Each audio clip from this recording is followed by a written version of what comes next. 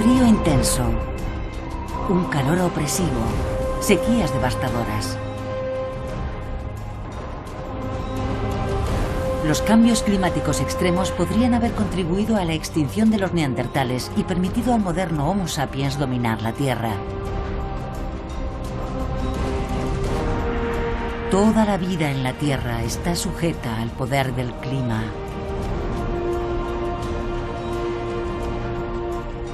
Las civilizaciones evolucionan o desaparecen para siempre.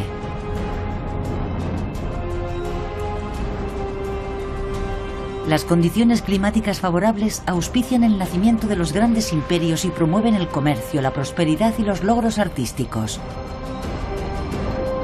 Los acontecimientos climáticos adversos a menudo llevan a la guerra y a otras catástrofes humanas.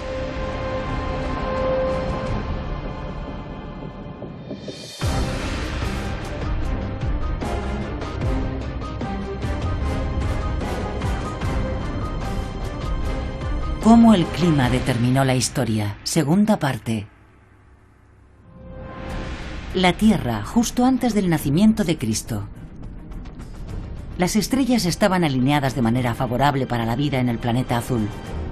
Durante miles de años, la Tierra había estado orbitando cerca del Sol y recibiendo abundante luz y calor. Los abrasadores rayos del Sol eran suavizados por la atmósfera de la Tierra que los enfriaba hasta niveles benignos.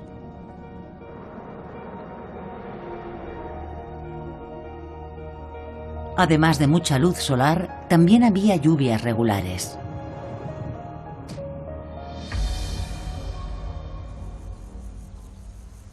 En el norte de Egipto, la espelta, una especie antigua de trigo, crecía de manera abundante. Muchos de estos cereales también los utilizaba una potencia europea para alimentar a su gente.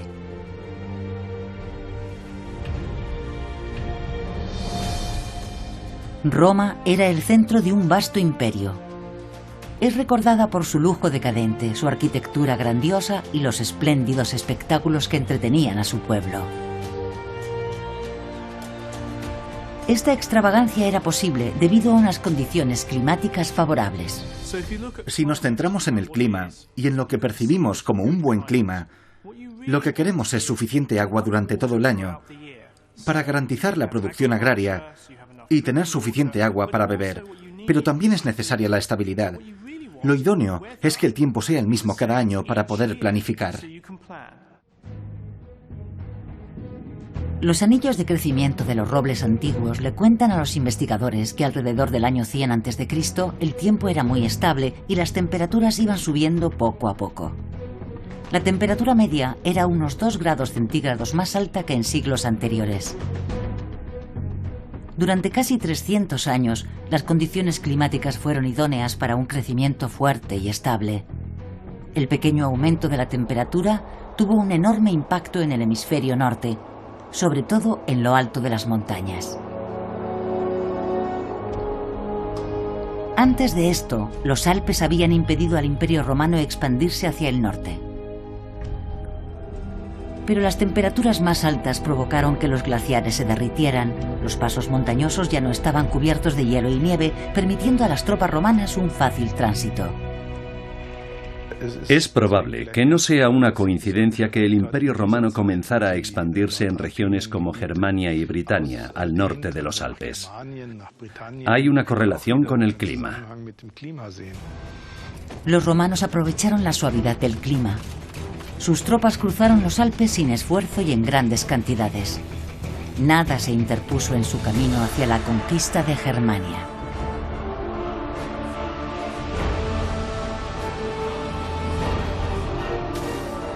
Una vez cruzados los Alpes, sus superiores técnicas de combate hicieron invencibles a las legiones romanas.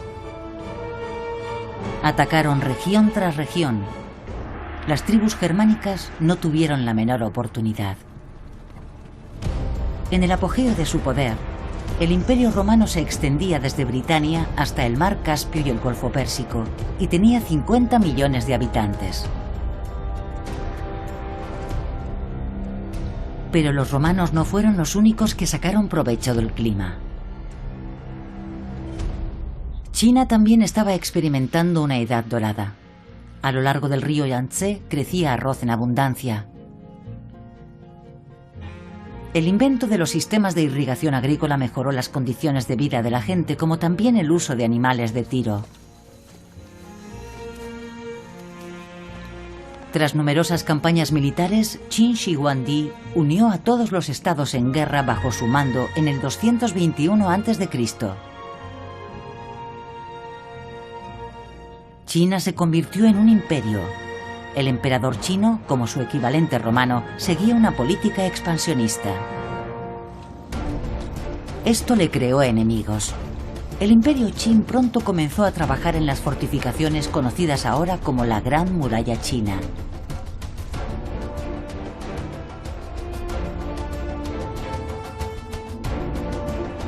El muro estaba construido de tierra prensada y piedra y fue hecho para proteger al imperio de las tribus nómadas hostiles del norte.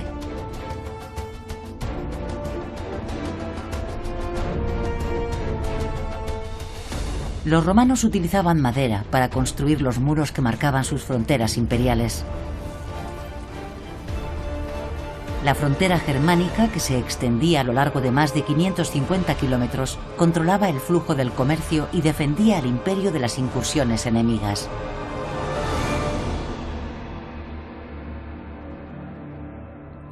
A lo largo de toda la frontera había torres vigías a cargo de legionarios.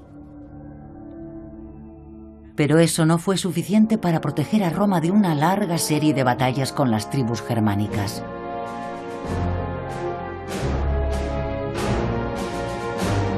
Con sus densos bosques, el terreno germánico resultó ser un desafío para los romanos. Y no estaban acostumbrados a las fuertes lluvias de estas latitudes septentrionales. En el año 9 a.C., 3 legiones romanas entraron en el bosque de Teutoburgo. Había llovido durante días y el suelo estaba cubierto de lodo. La densa vegetación les impedía marchar en formación de combate. Caminaron directos a una emboscada. Lo mejor del Imperio Romano era su estandarización. Homogeneizaron el modo en que se construían los caminos, la manera en que marchaba el ejército y cómo luchaba. El problema era que estaban habituados a enfrentarse a sus enemigos en campos de batalla. Sin embargo, cuando tuvieron que luchar en bosques densos, con barro y lluvia, todo eso se derrumbó. Se quedaron sin organización. Era una lucha cuerpo a cuerpo. Y eso dio ventaja a las tribus germánicas, porque ellos sí estaban habituados a esa manera de luchar, con ataques relámpago en el bosque. El equipo de combate de los germanos era más ligero y mejor adaptado para la lucha cuerpo a cuerpo. Las tribus germánicas eran muy inteligentes. Utilizaron el clima a su favor para ganar la batalla. Ellos podían luchar en el bosque, en condiciones pésimas, con enormes cantidades de lluvia y mucho barro. Y ellos sabían que el clima les daría ventaja sobre los romanos, quienes estaban habituados a trabajar en equipo. Y además llevaban armaduras pesadas y usaban un gran escudo y una espada corta. Los legionarios no tuvieron ninguna oportunidad. La batalla del bosque de Teutoburgo fue la mayor derrota de los romanos. Dejaron de creer en su propia invencibilidad y nunca más intentaron conquistar el territorio germánico al este del Rin.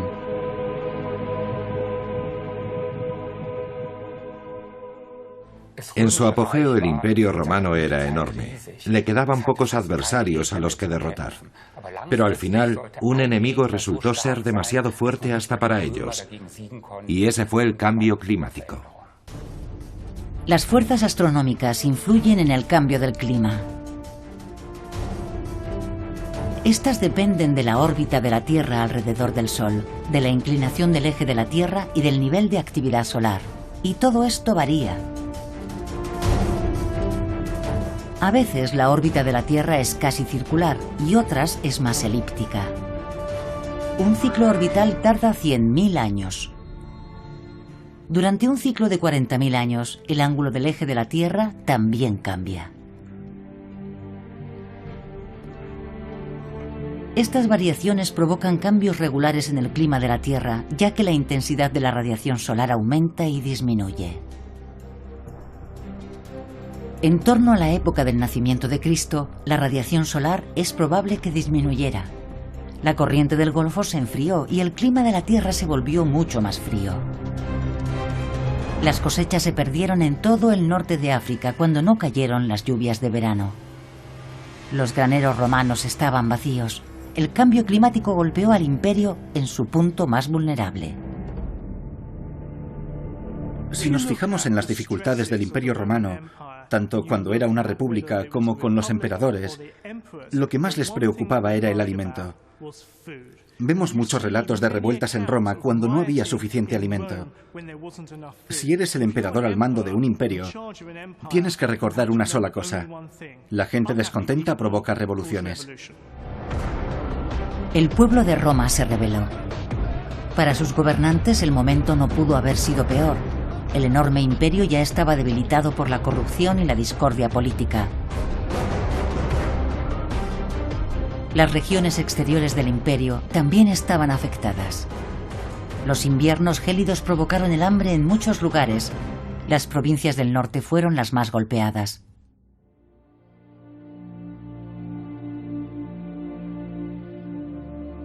Esta momia de los pantanos del norte de Alemania proporciona suficientes pruebas de estas condiciones extremas. El cuerpo del adolescente fue encontrado en 1952 cerca del municipio de Vindeby.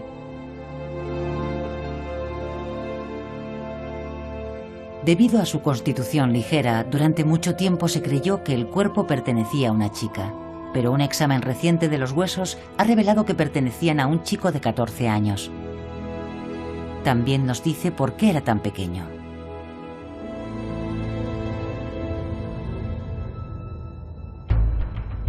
Los huesos de brazos y piernas muestran evidencias de mala nutrición durante años. Su crecimiento se atrofió y durante mucho tiempo no creció nada.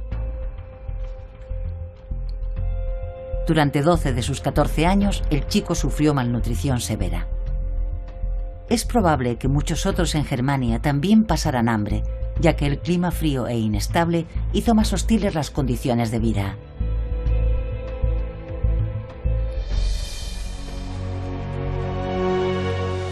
Cuando los hunos empezaron a competir con las tribus germánicas por los pocos recursos que quedaban, se vieron forzados a huir. Se inició una migración en masa. Al trasladarse hacia el sur, fueron desplazando a otros. Pronto, cientos de miles de refugiados climáticos iban avanzando poco a poco hacia el Imperio Romano. La dureza del clima tenía al menos una ventaja. Los pantanos y ríos congelados eran fáciles de cruzar y permitieron a los emigrantes atravesar las fronteras romanas. Los ríos congelados fueron esenciales para esa migración, porque les proporcionaron vías a través de las fronteras romanas. Antes solo había puentes que además estaban protegidos. Una vez que se congeló el Rin, decenas de miles de personas pudieron cruzarlo y llegar al Imperio Romano. En el año 406 después de Cristo, casi 90.000 personas cruzaron el Rin cerca de Maguncia y entraron en el Imperio Romano. Cada vez más tribus invadían, conquistaban y se asentaban en territorio romano. Esto significó el fin de un imperio que había sido muy poderoso. Mientras Europa entraba en la Edad Media, el clima continuaba siendo inestable, sobre todo la primavera del año 536.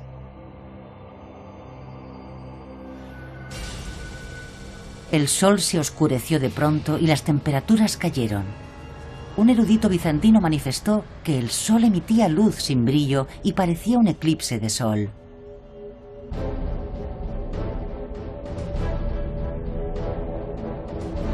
Según fuentes chinas, hubo nieve en verano, sequías y hambrunas. Unos monjes irlandeses también informaron de la pérdida de las cosechas. Durante mucho tiempo, el sol oscurecido siguió siendo un misterio. En la actualidad, sin embargo, la mayoría de los expertos están de acuerdo en la causa. En realidad, solo pensamos en el clima cuando cambia de manera repentina. Esto pudo ser debido a una gran erupción volcánica, por ejemplo, que pudo afectar al clima durante años volviéndolo más frío. Un suceso catastrófico tuvo lugar en el año 536. El volcán Ilopango, en lo que es ahora El Salvador, erupcionó, dejando una caldera de 17 kilómetros de anchura y matando a 100.000 personas.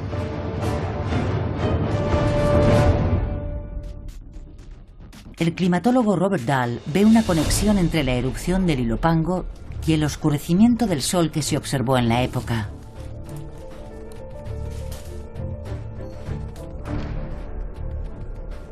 Él cree que el volcán provocó la crisis climática de la Edad Media.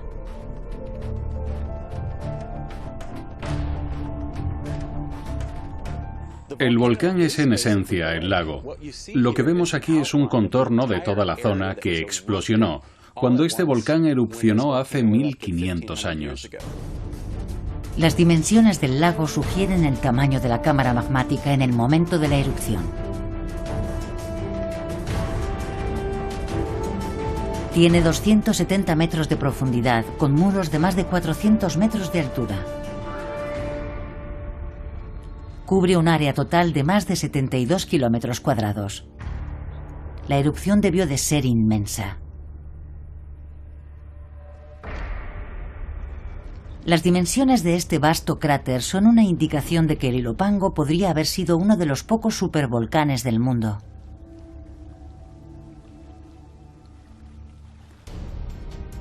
Robert Dahl quiere demostrar que el Ilopango era lo bastante grande como para provocar el cambio climático. Para ello necesita analizar la ceniza volcánica que puede revelar muchos detalles sobre la erupción.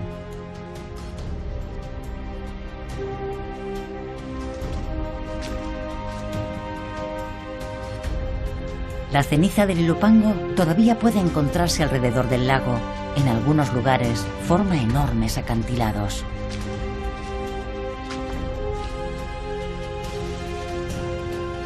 El color de la ceniza contiene la clave.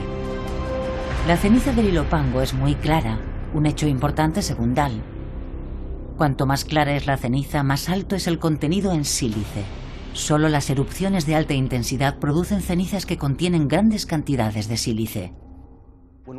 Cuando encontramos cenizas de color claro como estas, es muy emocionante para mí, porque nos dicen que tiene un alto contenido de sílice y que erupcionó de manera explosiva en un instante geológico. Podría haber sido un día o 2 días, pero una enorme cantidad de material erupcionó todo de una vez, lo que nos habla de la fuerza, la magnitud y la inmensidad de este acontecimiento. Cuanto mayor es la fuerza explosiva de un volcán, más ceniza deposita en sus proximidades y más lejos se extiende. Algunos de los acantilados de ceniza del Ilopango tienen más de 400 metros de altura.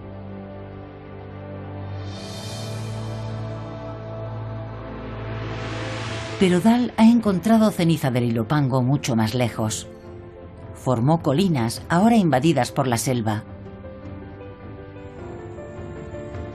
El origen de estas colinas quedó claro por las piedras de pumita que Dahl ha encontrado. Lo que descubrimos por estos depósitos es solo la punta del iceberg. La mayor parte del material, con mucho la gran mayoría del material, está fuera de la caldera. No solo en sus márgenes, sino a muchos cientos de kilómetros de distancia. Las cenizas del Ilopango no solo se encuentran en El Salvador, sino también en Honduras, Nicaragua, Guatemala y en el fondo del Océano Pacífico.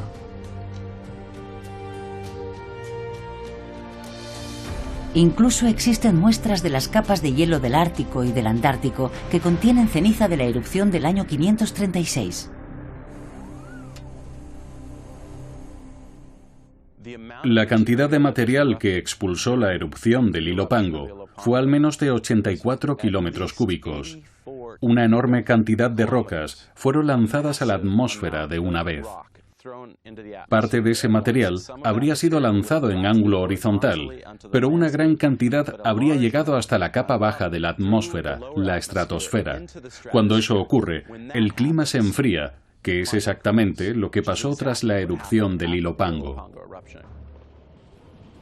Durante la erupción, enormes cantidades de ceniza y dióxido de sulfuro fueron propulsados a la estratosfera.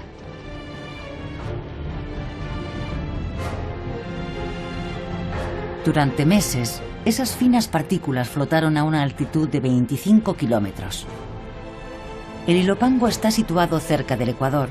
Desde allí, los vientos transportaron la ceniza y los gases sulfúricos a ambos polos, el norte y el sur. En cuestión de semanas, el planeta azul quedó envuelto por una nube de ceniza que bloqueó prácticamente toda la luz del sol.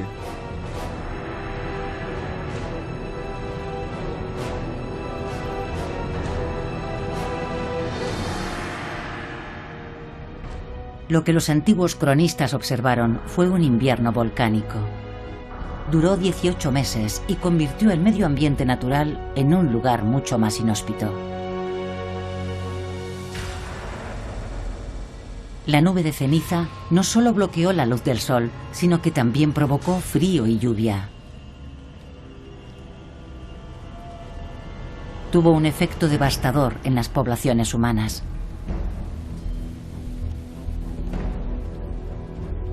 Las cosechas se perdieron, los alimentos almacenados se pudrieron, las personas estaban débiles y hambrientas y sucumbían con facilidad a la peste bubónica. El invierno volcánico acabó, pero no lo hizo la peste. Millones de personas se enfermaron. En el siglo XIV, más de un tercio de la población europea cayó víctima de la peste negra.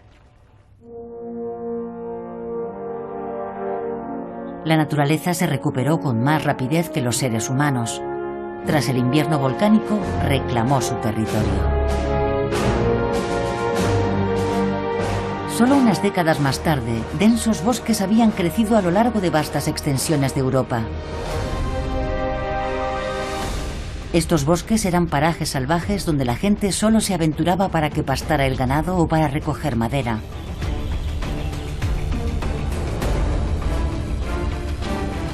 A comienzos de la Edad Media, los bosques albergaban animales salvajes. En ellos, los lobos encontraban refugio y espacio para vagar. Considerados monstruos devoradores de hombres, se les temía y odiaba, al igual que a los osos, otros habitantes del bosque. Los pueblos de la Germania romana en general dominaban la naturaleza. Pero a comienzos de la Edad Media esta se volvió más poderosa. La gente empezó a temerla. Era una amenaza. Los bosques estaban habitados por animales relativamente raros en aquellos tiempos. Había osos, lobos y es probable que gatos monteses. Los bosques eran peligrosos, pero la gente los necesitaba porque sus cerdos se alimentaban en bosques de encinas. Ovejas y cabras también pastaban en los bosques. Eran presa fácil para los lobos hambrientos. Los bosques se convirtieron en un símbolo de una naturaleza todopoderosa, y el miedo se volvió la emoción abrumadora de la época. La gente le temía a ese mundo inadecuado para los seres humanos. Se volvieron hacia Dios. Hubo una nueva espiritualidad. Los monjes itinerantes de Irlanda comenzaron a predicar el cristianismo a través de Europa en el siglo VI. Se extendió por todo el continente al mismo tiempo que los bosques y la naturaleza.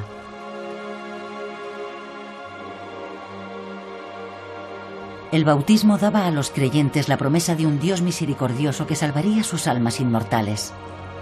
Tales enseñanzas le daban a la gente esperanza en esos tiempos difíciles.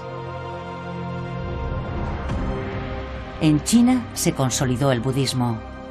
Los años de sequías devastadoras tras la erupción del Ilopango contribuyeron a la difusión de las enseñanzas budistas. Los agricultores hambrientos hallaron alivio en la posibilidad de renacer en una vida más próspera y feliz. El islamismo se expandió a través de la conquista. Según algunos expertos, los musulmanes comenzaron sus campañas militares tras una larga sequía en la península arábiga. En el siglo VIII, el islamismo llegó a España. Pero las condiciones climáticas no se deterioraron en todas las zonas de la Tierra. Los patrones del clima alrededor del Ecuador eran casi perfectos.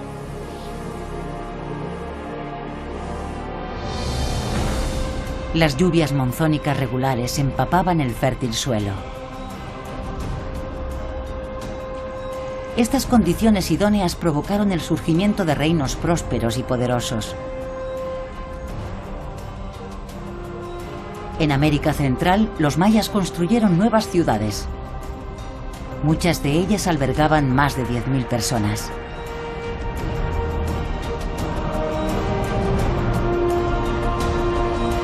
En Perú, la civilización nazca estaba basada en el cultivo del maíz, la yuca y la batata. Crearon enormes geoglifos cuya intención podría haber sido agradecer a los dioses las abundantes cosechas.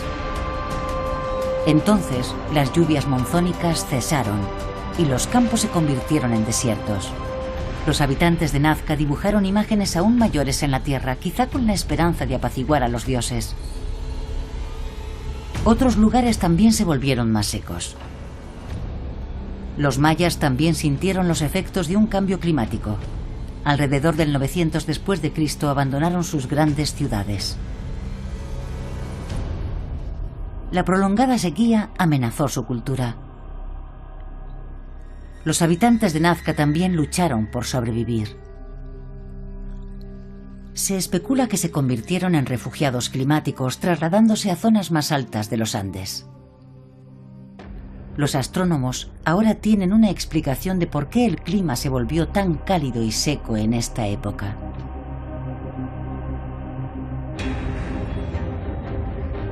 La razón fue la actividad solar.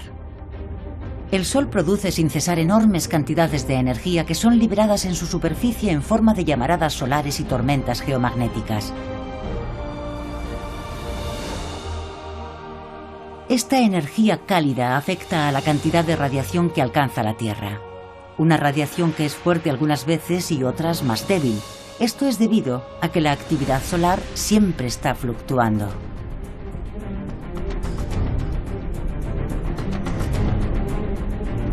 Las manchas oscuras en la superficie del Sol indican cuánta energía está siendo producida. Cuantas más manchas tenga, mayor es la actividad solar. El número de manchas solares alcanza su apogeo cada 11 años.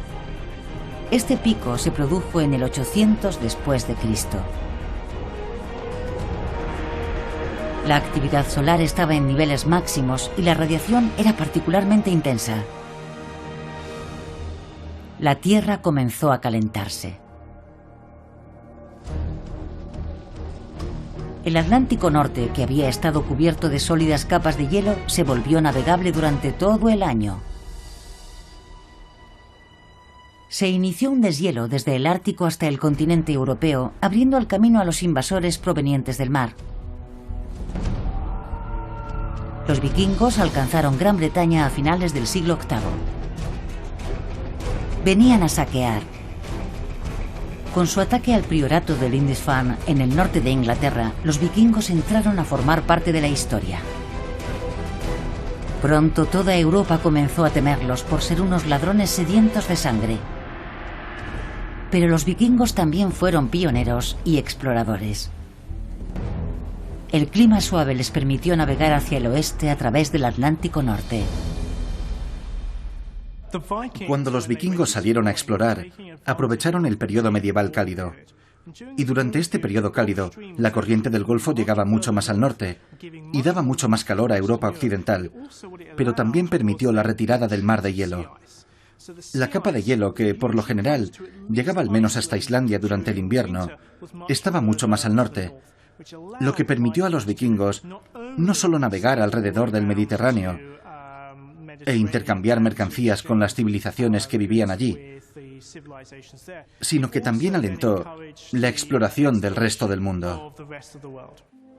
Los vikingos se asentaron donde quiera que hubiese suelos vírgenes tras haberse derretido la nieve y el hielo. Primero descubrieron Islandia. Por aquel entonces estaba casi libre de hielo y deshabitada. En el año 985 alcanzaron la siguiente etapa en su expansión hacia el oeste: Groenlandia. Construyeron grandes asentamientos a lo largo de las costas y los ríos. Debido al clima cálido, podían cultivar la tierra, por lo que podían transportar todos los productos agrícolas desde Escandinavia hasta Islandia y Groenlandia. El clima más cálido permitió a los nórdicos realizar otro viaje de descubrimiento aún más osado, cruzando el Atlántico. Alrededor del año 1000 después de Cristo, Leif Erikson llegó a Terranova, casi 500 años antes del viaje de Cristóbal Colón.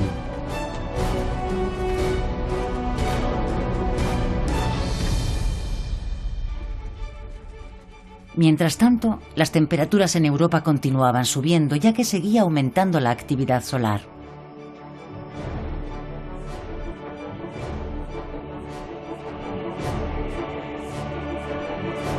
El paisaje se convirtió en un mosaico de colores al subir las temperaturas.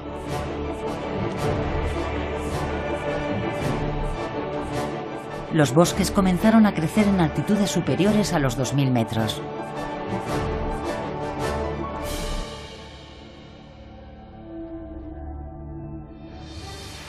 Los cereales y otras plantas podían cultivarse incluso en elevadas altitudes.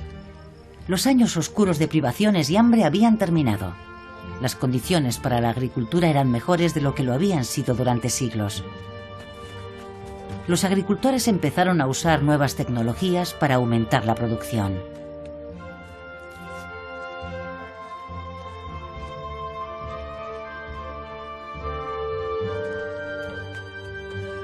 El conocimiento del arnés se extendió desde Asia hasta Europa. Esto permitió a los caballos tirar de más peso y arar campos más grandes. Las estaciones eran estables. La primavera, el verano, el otoño y el invierno iban y venían con un patrón predecible.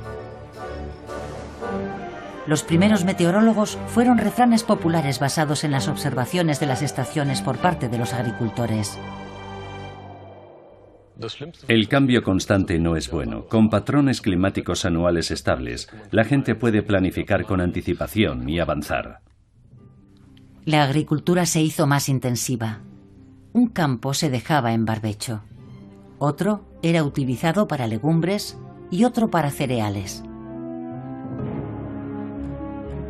Este sistema de 3 campos era mucho más productivo. Los agricultores fueron capaces de producir más de lo que necesitaban, por lo que podían comerciar con sus excedentes. Los llevaban a los mercados de los pueblos cercanos. La demanda aumentó y se pusieron nuevos productos a la venta. Cada vez más comerciantes establecieron negocios. Los mercados de las aldeas crecieron y surgieron prósperos pueblos y ciudades. Esto preparó el terreno para la aparición de un nuevo orden social formado por ciudadanos libres y comerciantes ricos. El crecimiento de las ciudades como respuesta al cambio climático dio impulso al desarrollo social, con una explosión de la cultura y la civilización. Esto sentó las bases del mundo moderno, nuestro mundo. Ámsterdam, Varsovia, Friburgo, Leipzig, La Haya. 3/4 partes de las ciudades de Europa surgieron durante las condiciones climáticas favorables de la Alta Edad Media.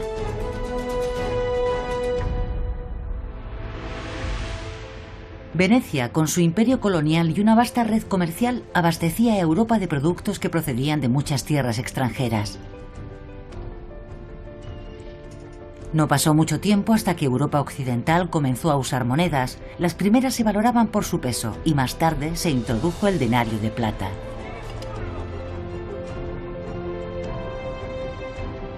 El aumento de la prosperidad creó las bases para la educación, las artes y la cultura.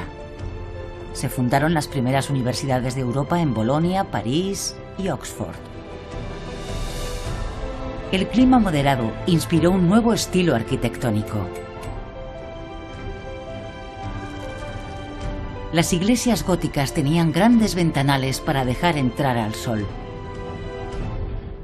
La construcción de la Catedral de Colonia empezó en el año 1248. Los arcos apuntados y las vidrieras dominan el altísimo presbiterio. Esto permite que la luz fluya hacia el interior de la catedral.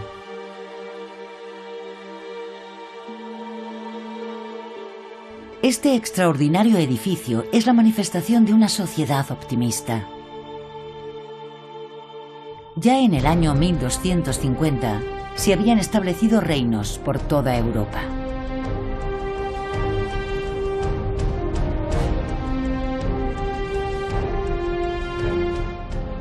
El Sacro Imperio Romano se expandió, conquistó Sicilia y era mayor que nunca. Pero entonces todo cambió. Una vez más, el clima iba a determinar la historia. En la segunda mitad del siglo XIII, Europa se enfrió de manera significativa. Una serie de erupciones volcánicas en distintas partes del mundo provocaron este enfriamiento.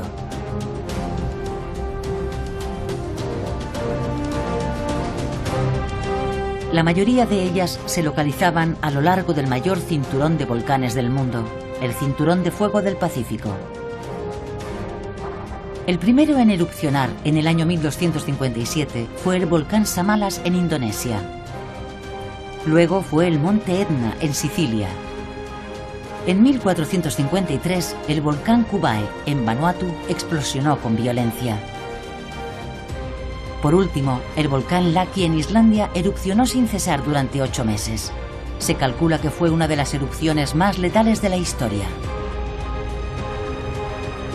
Todas estas erupciones arrojaron cenizas y dióxido de sulfuro a la estratosfera. Afectaron al clima durante casi 500 años.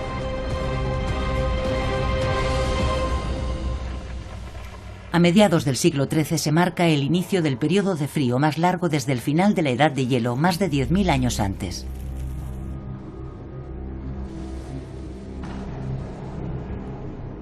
En Europa, los monjes, los escribas de las ciudades y los cronistas describieron los efectos de esta pequeña edad de hielo en miles de documentos.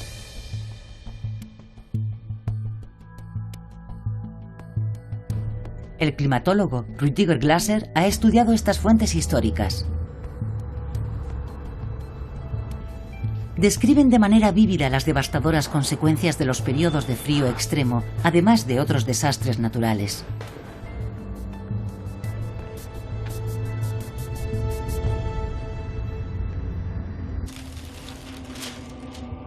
Estas grandes páginas ilustradas de Flandes describen las inundaciones que asolaron Europa central en 1342.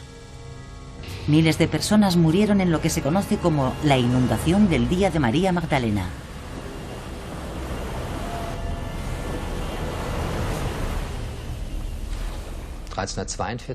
En el año 1342 tuvo lugar una catástrofe hidrológica, la mayor inundación en 1000 años. Fue desastrosa, se destruyeron todos los puentes y hubo enormes desprendimientos de tierras. Incluso en los bosques, que normalmente proporcionan cierta protección, surgieron barrancos, ya que las pequeñas corrientes se convirtieron en torrentes violentos. Hubo destructivas inundaciones desde Colonia a Viena, desde el Rin al Danubio. En Frankfurt, el río Meno se elevó casi 8 metros.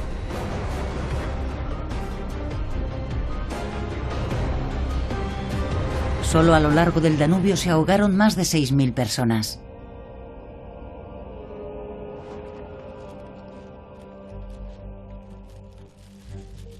Pero las crónicas no solo informan de inundaciones catastróficas. En el verano de 1586, los habitantes de Gante temieron por su vida. Una feroz tormenta golpeó la ciudad. Arrastró a personas e incluso edificios. La aterrorizada población creía que todo esto era obra de fuerzas demoníacas. Pero la terrible tormenta de agosto de 1586 no la provocaron los demonios. Las imágenes muestran figuras demoníacas destrozando edificios enteros. Esto sugiere que la tormenta pudo haber sido un tornado. Las pruebas sugieren que fue un tornado lo que arrasó Gante. La tormenta tuvo efectos a largo plazo en los habitantes de la ciudad porque destruyó estructuras esenciales. A menudo eran necesarias 2 generaciones para reparar unos daños tan grandes. Puentes, molinos y embalses. Había que reconstruirlo todo. La gente creía que Dios enviaba todos estos desastres naturales para castigarlos. Durante los 500 años de la pequeña edad de hielo, las condiciones climáticas hicieron de la vida una lucha diaria por la supervivencia. Cada generación sufrió condiciones climáticas extremas y desastres. Eso afectó a las personas y empezaron a creer que llegaba el día del juicio final. Pero no solo fueron los fenómenos meteorológicos extremos los que provocaron sufrimiento. El problema esencial en la pequeña edad de hielo fue el frío intenso. Después de que la población creciera durante todo el periodo medieval cálido, cuando parecía haber alimento en abundancia para la población, la pequeña edad de hielo tuvo un efecto enorme. La temporada de cultivo era mucho más corta y el clima era mucho más frío. Por ello, encontramos que al inicio de la pequeña edad de hielo se extiende el hambre por toda Europa occidental. Tuvo un profundo efecto en la sociedad y hubo muchísimas muertes por inanición. Los registros muestran que a veces todo se detenía. Esto ocurrió en la ciudad alemana de Augsburgo en 1658. Enero y febrero trajeron tal cantidad de nieve y viento que la gente no podía salir de casa. Y todos los molinos de harina y los aserraderos se congelaron. No se podía hacer ningún trabajo. Los veranos no solo eran demasiado fríos para obtener buenas cosechas, también eran demasiado húmedos. Las lluvias continuas enmohecían y echaban a perder las semillas y las plantas.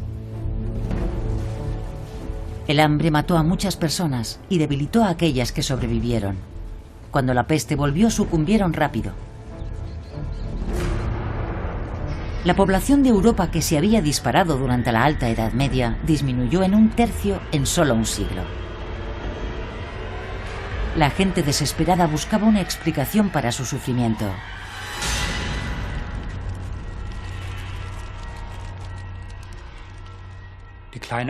Para muchas personas, la pequeña edad de hielo fue una época de crisis, y las crisis a menudo provocan pérdidas económicas.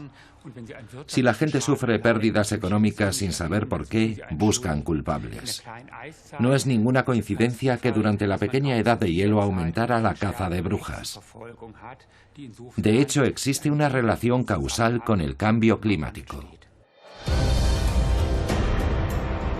La caza de brujas se centró en las personas al margen de la sociedad. Muchos de los acusados de haber hecho un pacto con el diablo eran de clase baja, ancianos y mujeres.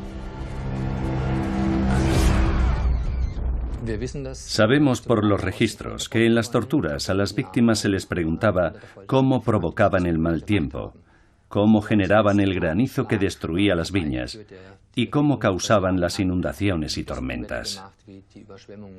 Bajo tortura, estos hombres y mujeres confesaban todas las cosas de las que les acusaban, y eso se utilizaba como prueba para demostrar que ellos eran los culpables. Esto condujo a horribles quemas de brujas y asesinatos. Durante la caza de brujas provocada por la pequeña edad de hielo, alrededor de 60.000 personas inocentes fueron quemadas en la hoguera.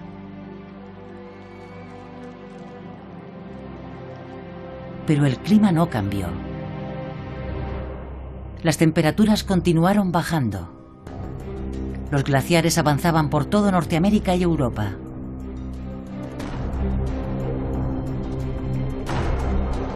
Muchas personas abandonaron las aldeas y las granjas en las montañas debido a las avalanchas, los corrimientos de tierras y al hielo de los glaciares. Cerca de la ciudad de Chamonix, en los Alpes franceses, por ejemplo, los glaciares sepultaron aldeas enteras. En otros lugares se cortaron importantes rutas de abastecimiento. Los enormes glaciares también estaban invadiendo Groenlandia e Islandia. La crisis climática constante se reflejó en la situación política. La agitación se extendió por toda Europa. La segunda defenestración de Praga provocó el fracaso de una paz precaria entre las potencias europeas y marcó el comienzo de la Guerra de los 30 años. Pronto estuvo involucrada la mayor parte de Europa.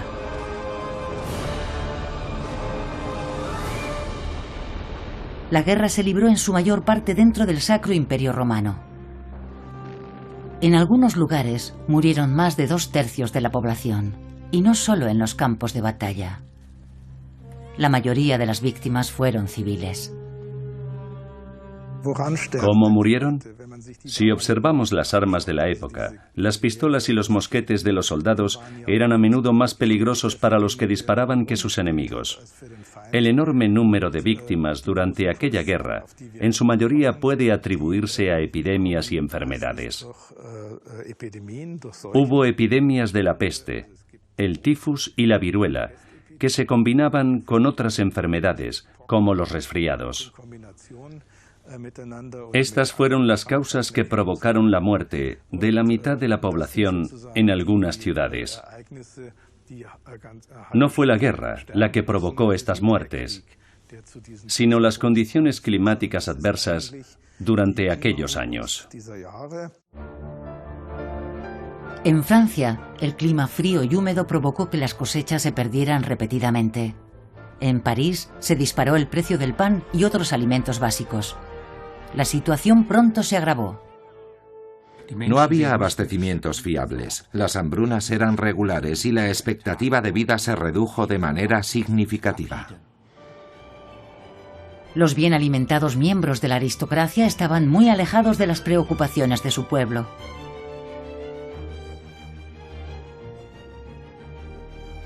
Cuando la nobleza comprendió lo peligrosa que se había vuelto la situación debido a la escasez de productos básicos, era demasiado tarde.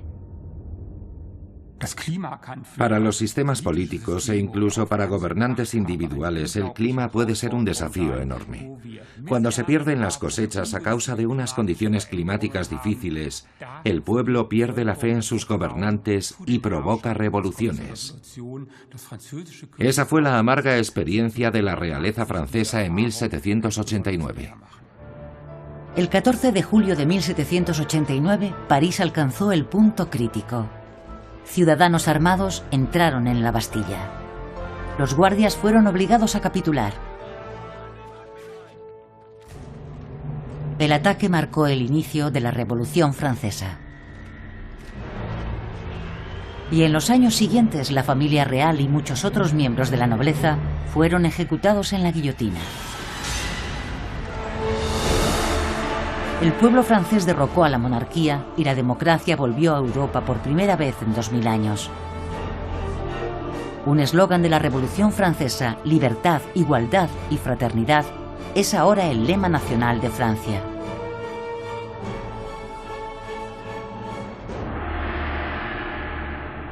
En 1815, la pequeña edad de hielo entró en su oscura fase final, provocada por otro desastre geológico.